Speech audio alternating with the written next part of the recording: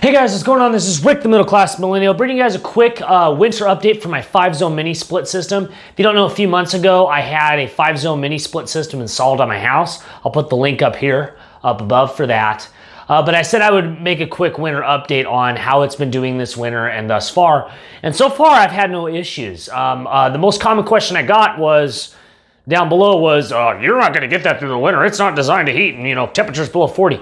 I've had no issues, and I still have my gas furnace. I haven't used it at all. In fact, funny thing to note is I had my gas company come out a couple weeks ago because they thought my furnace broke because I wasn't using gas anymore, and they had to check my meter. That's why they came out to look at it. I still have it intact, even though I have not used it. We will be planning on taking it out this spring, but yeah, no, the system has been able to heat and keep the house warm under cold temperatures. The coldest we got this winter, though, is only -2 Fahrenheit, which is about as cold as we get. I think the coldest I've ever had living over here my whole life was -15, and that was only for a couple hours. So in -2, it was doing just fine, had no issues. However, there are a couple things to note with the system.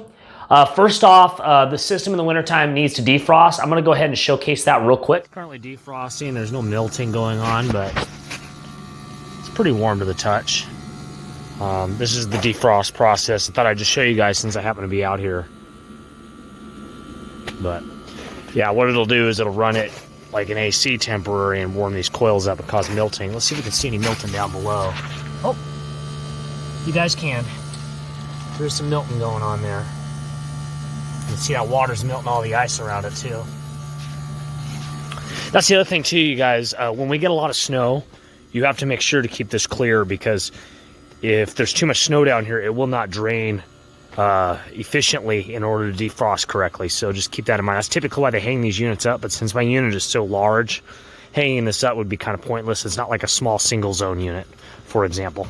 Second, when you start getting into the cold temperatures, normally like during the summertime, if you want to cool a space rapidly, even though it's cheaper just to maintain the temperature, when you hit boost on the remote, it's pretty much instant on cooling the living space. However, when you hit boost on heat pump mode for the mini split, it's gonna take quite a bit of time for it to actually generate some heat and start pumping heat into the room. So, especially if it's really cold outside, if you get into the teens or single digits and you hit boost, let's say I wanna raise the temperature from 60 to 75 degrees or whatever, something crazy like that, it's gonna take about 10 minutes for it to start actually blowing out hot air. It's gonna wait, and then it's gonna start blowing out a lot of hot air into the space. And it does a fairly good job with that. Another thing to be aware of, you gotta keep the filters clean. I'm gonna showcase that real quick on a tip that I use to keep the filter clean. Let's check it out here. All right, quick tip on cleaning these filters. Get yourself a blower if you have an air compressor.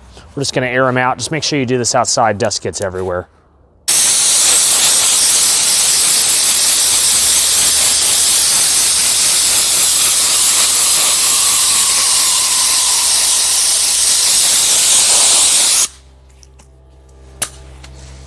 See, nice and clean, ready to go back in the system. Also, another thing I didn't make clear too, my system for my house and my square footage is actually kind of oversized for this space. Like I mentioned during the summer, the cooling capacity is above the BTU cooling capacity that I had for my window units. Those 2 window units were doing just fine cooling the space. I understand heating isn't gonna be as efficient, but even just judging by the basic math, if my mini split lost 50% of its efficiency, it's still gonna be able to heat this space. So keep in mind, if you decide to have a mini split heat your home or whatever space you're using, make sure that it's not right at capacity. You have a little bit of extra capacity, so as the system loses efficiency, it's still able to heat that space.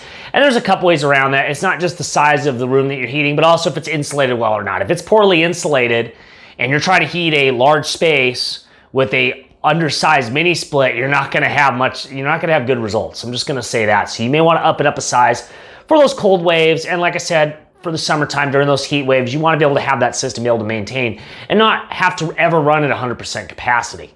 So aside from that, been loving the system. It's been doing great. If you guys have any questions, leave a comment down below. And if you enjoyed this video, don't forget to like and subscribe. I really appreciate it. And until next time, you guys take care.